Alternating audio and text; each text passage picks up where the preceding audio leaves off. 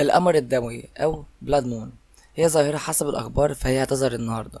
الظاهرة دي بتحصل أثناء خسوف القمر اللي أخدناه واحنا صغيرين في المدارس، وهي بتحصل لما كوكب الأرض يحجب ضوء الشمس عن القمر.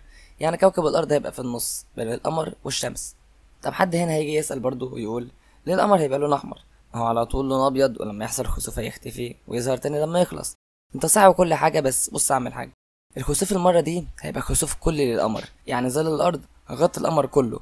فلما القمر يوصل لأكتر حتة مظلمة واللي اسمها إمبرا أو اسمها بالعربي منطقة الأوج، هنا هيبقى القمر والأرض والشمس كلهم على خط واحد، والمفروض مفيش أي ضوء من الشمس هيوصل للقمر بشكل مباشر.